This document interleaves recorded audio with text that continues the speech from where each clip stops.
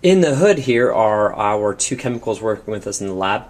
On the left, with the yellow label, is our 0.20 molarity sodium hydroxide. And you're going to use this large Erlenmeyer flask to pour out 75 or so milliliters. Doesn't have to be exact because you're going to end up putting it into the burette to get the exact volume. On the right is the unknown weak acid that you're going to be finding the Ka for.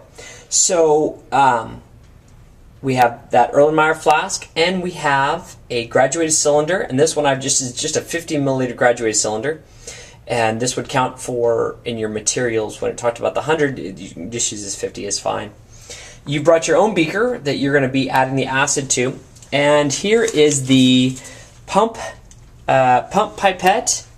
Oops, sorry, there's the pump pipette, and it's attached to the pipette. It's a 10 milliliter pipette still in the sleeve, and I'd like for that pipette to stay in that sleeve when you finish with it every time, so it doesn't get contaminated by what's become a rather dirty surface inside this hood.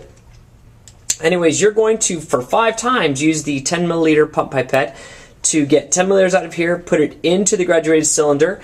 The reason that I would like to do this is because once you have done that 5 times, you'll know exactly, so you won't lose count of how many times you've taken out 10 milliliters. You just can find when it finally gets to 50, and then take that 50 and pour it into your beaker for the acid, and then take that beaker back to the desk. But this all stays here, and that pipette goes back in the sleeve.